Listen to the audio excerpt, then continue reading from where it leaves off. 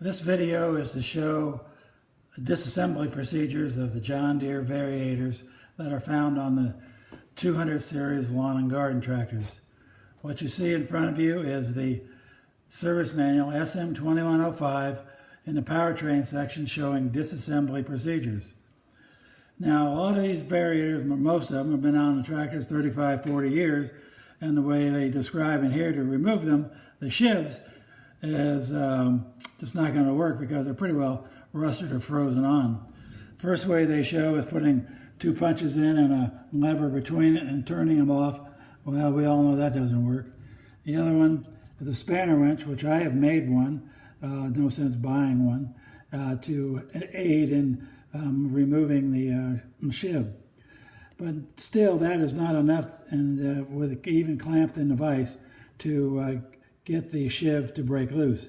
So what I recommend, I use an acetylene torch with a rosebud tip and heat the outer circumference of the sheave, and then it just spins right off. The demonstration will follow. First of all, before using any acetylene equipment, we want to wear proper safety gear, a pair of safety glasses.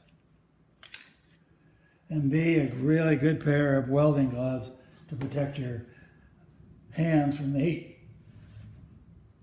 Now, as my assistant moves over, I will light the torch and heat the outer sheave to show the disassembly procedures. This torch is a little bit loud, so I will not be able to talk.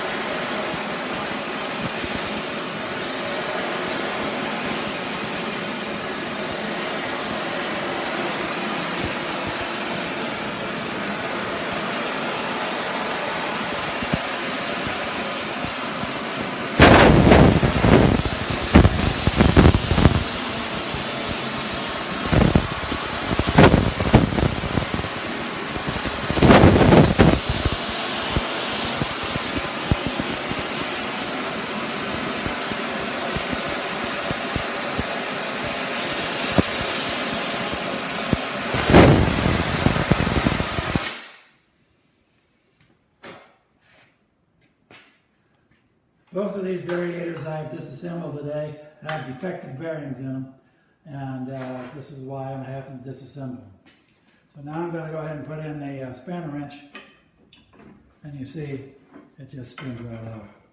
Now I know a lot of you have had a lot of frustrations in taking these off, but now you see there is an easier way to do it.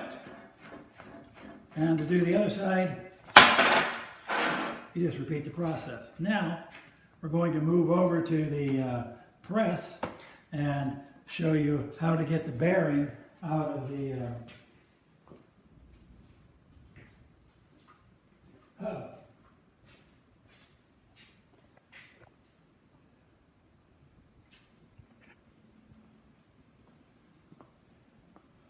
Here I have set up the first variator that I've taken apart today, and I want to get the bearing out of the hub.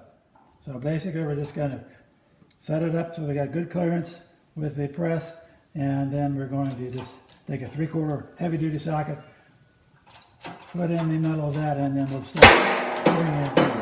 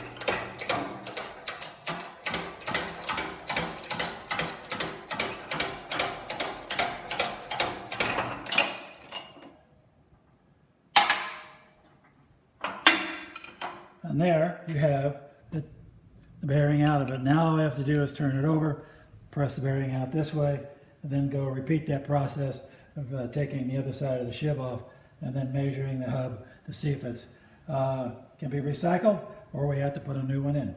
Hopefully you found this a bit informative. Thanks very much.